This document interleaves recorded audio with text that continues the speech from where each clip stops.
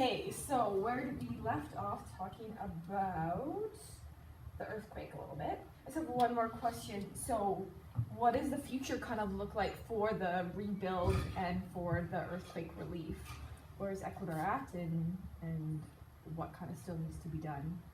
The shock wave of the earthquake itself took some time to disseminate itself through the country in multiple layers.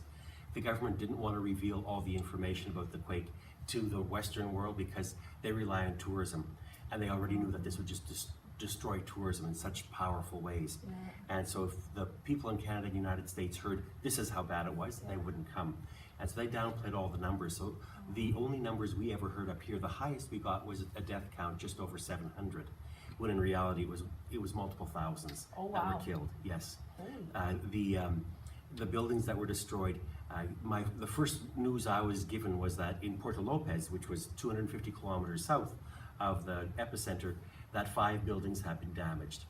But once the full assessments were done, there were 100 buildings destroyed and 450 damaged in Puerto Lopez, which was hardly hit relative to what had gone on. So the damage was really super extensive. The government is very good for many of the people, particularly the coastal people.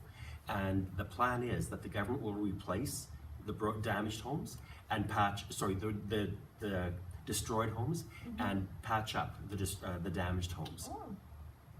And the question that many of the people have is, so how long will this take? If this is the plan, will this take 3 years, 5 years, 10 years? Because it's so huge.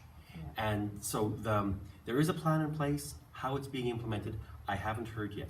I do expect to hear within the very near future, because I've put together a construction team for February.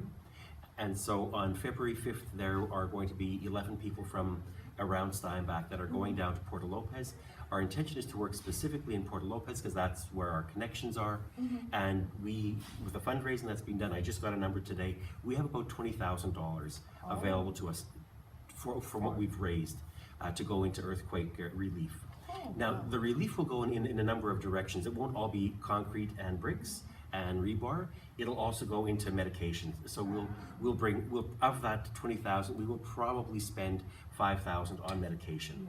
We will probably spend 3,000 to 5,000 on educational supplies, and that gives us 10,000 for bricks and mortar. And so the plan is we'll find out what we can do. The chief political officer, Dr. Mercy, has a list of homes that were destroyed and a list of homes that were damaged. And so we're going to go down there and we'll simply look at the list. Who's next on the list? What has the government accomplished so far, and where can we step alongside? And who's next on the list that we can help out? And that's sort of what our group's intention is for February. And then in August, if I do have another group that's going in August, we'll look to further bring educational supplies and more medication as opposed to construction help, because the summer team is going to be a younger team, and I happen to have skilled contractors who are going in February. That's actually what they do. And so they know what they're doing and they know how to build things. I don't. And so I'm not leading a construction crew in August, especially not of high school students. For sure, yeah. How long how long is that crew going to be? It looks like the actual work time will be 2 weeks. Okay. They'll arrive and then we'll spend 2 full weeks of